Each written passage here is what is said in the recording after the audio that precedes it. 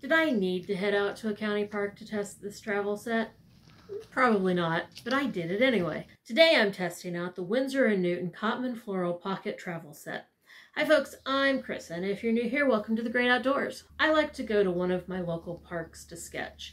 It's next to a protected falcon breeding ground, so it's peaceful and full of life. So I decided I would head out there to see just how this travel set really is. Let's get set up. Right away you'll notice I also had to bring a jar of water to paint with because there are no wells or water brushes included. I like to use bouillon jars. The lid goes on tight and the clear plastic is safer than carrying a plastic jar, and you can use the lid as a well so that you always have clean water. The tiny paintbrush is cute, and I wish more brushes had a cap that was also a handle. Conceptually, I really like this brush. I liked it less in practice, but we'll get to that. The paint pans come individually wrapped, and you can easily swap these out for any other colors you'll want out in the field. It's also got 4 empty spots to add your own paints. While I was unwrapping them, I discovered that the paint isn't set into the pans. That'll fix itself once it's got water in it, but be careful when you're first unwrapping and setting up because it would be very easy to lose the paint. Alright, time to paint the scene in front of me. There's no brown in the set, and right now California is very dry and very brown, but that's okay. I'll use complementary colors to draw in the shadows.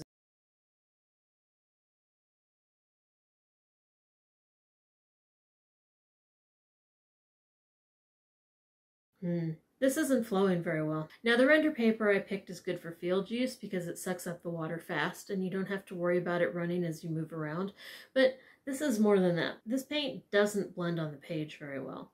So let's try mixing a brown in the palette. You can't see it well here. I'll get you a close-up of this effect.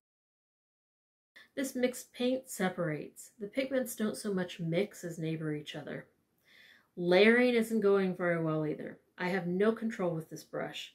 You get one size line, no fine point, no varied pressure to create varied lines. I have had better brush control from those hard bristle children's set brushes. You know what? This is not working.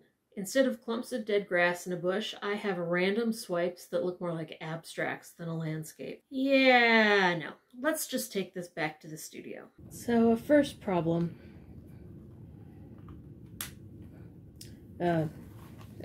Second problem.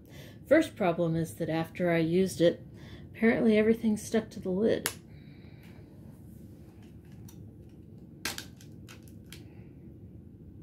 Okay. Let's try this again then. So the first problem I had while I was out in the field is that this brush is trash. Let's see if you can see that here. It didn't work very well at all. Just kind of made marks. It felt a lot like using a brush from a kid's set, except with less control. So I'm going to show you a couple of different ways that you can fix that. And by fix that, I mean use a different brush. There are 3 options for a travel set. You can use the one that came with it. You see, I have no control with that at all. The other option for a travel set is that you can take a water brush, and if you put a little water in it. I find these messy to work with and difficult then when you want to switch colors. See, I'm getting a green there instead. The third option, since you're going to have to take your own water anyway, is just to use a normal brush. Get 1.5 size. It just does not fit as nicely into here when it's closed. That is what we will be using for the swatching and the other tests. Okay. Let's get these colors in here, huh? Let's start with the lemon yellow.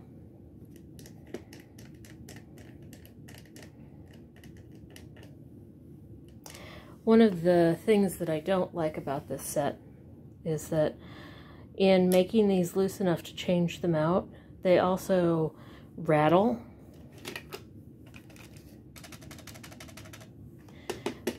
Which means that they move when you're trying to use them. And that sound is freaking annoying. Yellow is nice and bright though.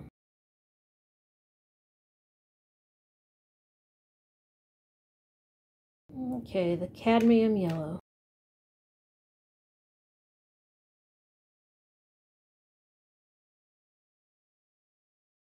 For the swatching, I'm kind of cheating here from a travel situation in that I am changing out the water so that it looks clean, so that you're getting a good picture of what the colors look like. But in a travel situation where you're sitting out there trying to paint something, you're just going to have to keep using the dirty water and making your colors muddier and muddier.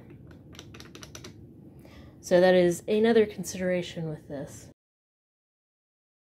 Lemon yellow, cadmium yellow, that was cadmium red, and permanent rose. Now this one is dioxazine purple.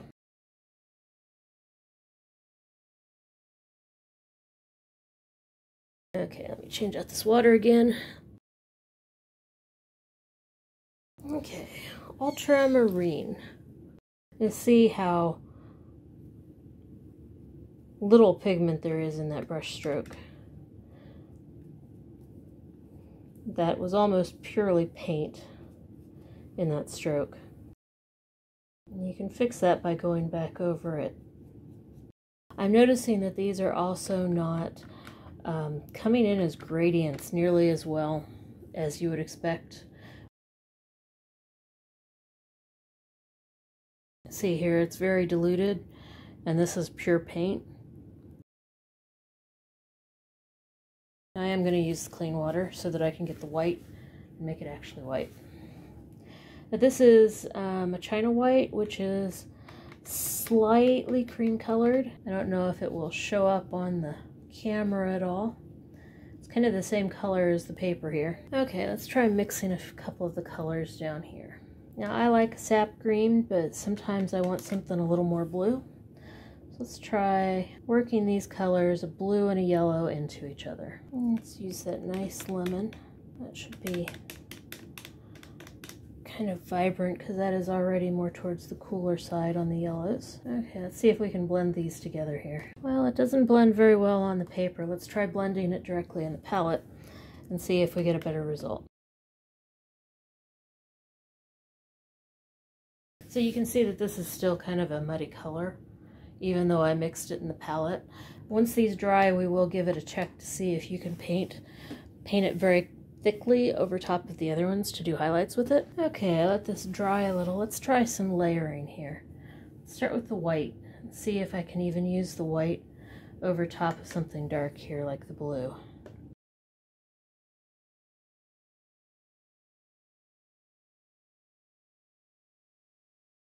It picked up the color underneath it here. You're going to expect a little of that, obviously, because it is watercolor, but you can see here around the edges, this didn't just lighten it by putting white over top of it, it actually picked up some of the pigment.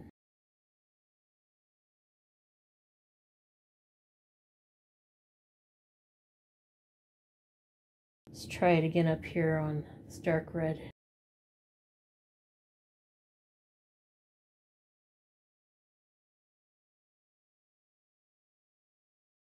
See, now I've got red on my brush. So I guess that answers the question of, oh wow, look at that. You can see, I don't know if you can see in this or not, the pigment that was in it settled out. See about laying down some wash over top of these, over our muddied green. In the opposite direction, let's put a green over top of our lighter yellow here.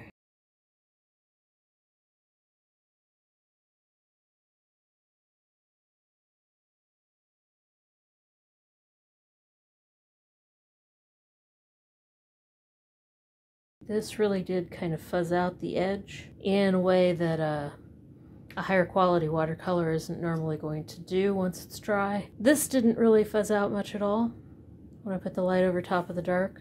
So it could be a question of how much water I used or which pigment I was using. Let's try just water. Color on this is so thin, I'm not sure we even really need to do many tests in terms of how it works with other media, but we can give a couple of them a shot. One that you actually might want to use this with is pencil. So normally with set, I would do a bunch of other tests as well, chalks and how it works with Copics and an oil pastel, and I don't think I really need to do that with this one. It's so much binder versus pigment that I think anything you put underneath this is going to be visible. Anything that's water soluble is just going to come up and mix with it. So I don't think there's really a whole lot of need to test that. But I will test with pencil and waterproof ink. So this is going to be under, and mainly we'll see how badly the pencil shows through, but also whether or not you can erase the pencil after the medium is on it, because sometimes you can and sometimes you can't.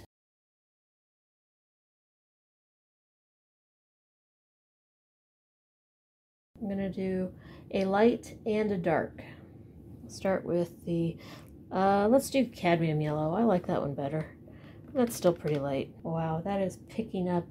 It's not just going over it, it is picking up the graphite.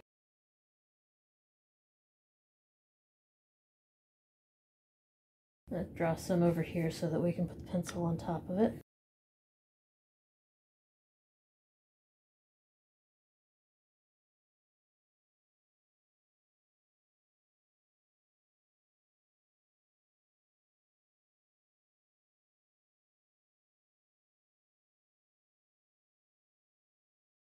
Just to keep them in the same family so that I don't have to keep changing out the water. We'll use red here. Oh yeah, that shows through. It's this is almost more like using a highlighter, like a pen highlighter, than using paint. Let's put a little over here so we can put the pen and the pencil over it after it dries.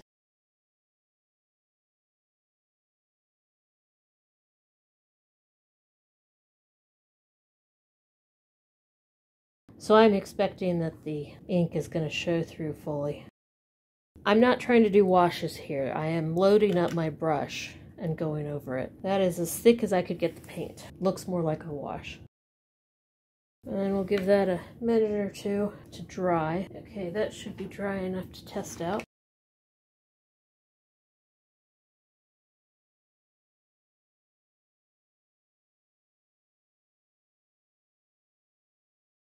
That took the waterproof ink better than I was expecting it to. The waterproof ink, of course, is wet, and what we saw when we were doing the wet tests earlier is that anything wet over top of it, it picked it up very easily. So I was expecting this to pick up, and it did not, which is a pleasant surprise. And last test, see how the eraser does. Not that one, that's not fully dry yet.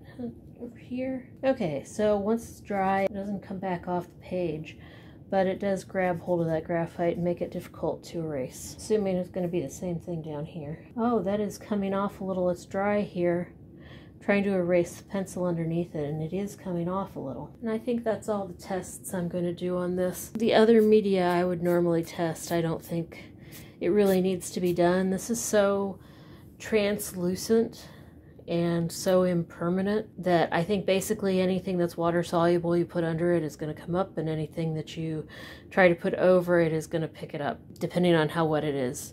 The waterproof ink, like I said, didn't when I was expecting it to, but that was also the brush pen, which is not as wet as a spread of ink directly out of the bottle. So I think that's really all the tests I need to do on this one. Winsor & Newton's Cotman line was first offered for sale in the 1960s and is named after watercolorist John Sell Cotman.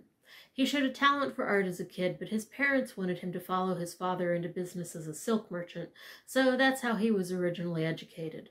When he was just 16, in 1798, he left home to crash the London art scene. He made a living as a self-taught artist, took a lot of tours to paint and sketch landscapes and architecture, and eventually became an art professor. Okay, but why is a Winsor & Newton line named for him?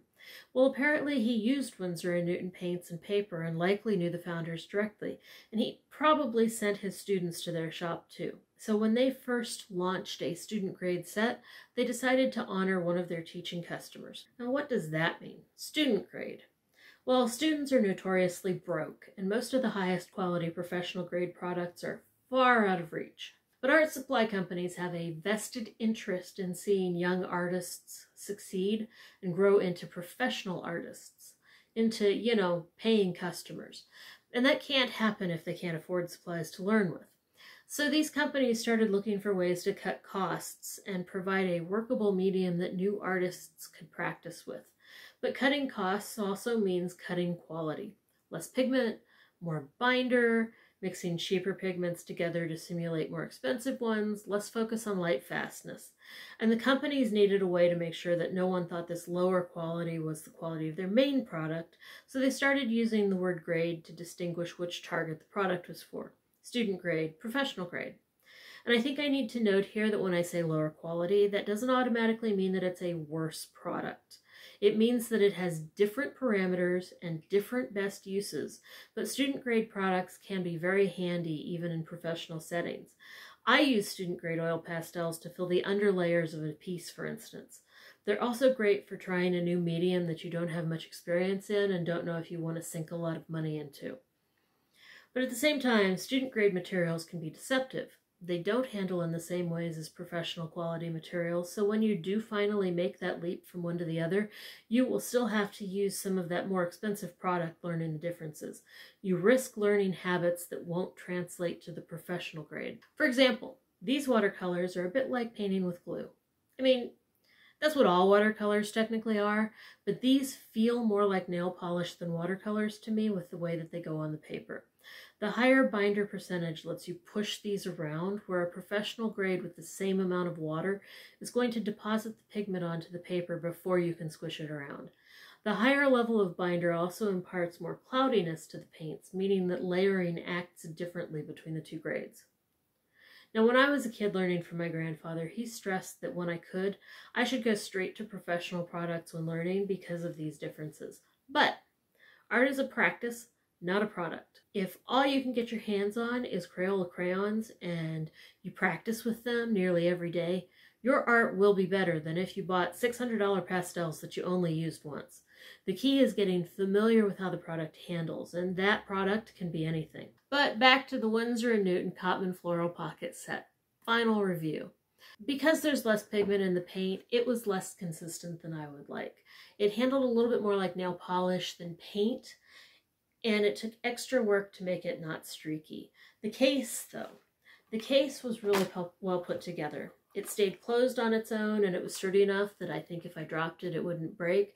And I liked that there was space for additional colors. I will definitely be using this case with some professional grade pans. It's too bad that there's no place to put water, but this would be great if you're going someplace that you can get the water there, like if you are using it sitting around a campsite or you're taking it to a coffee shop with you. Just make sure to take a different brush. One downside of travel sets in general is that they're always messy.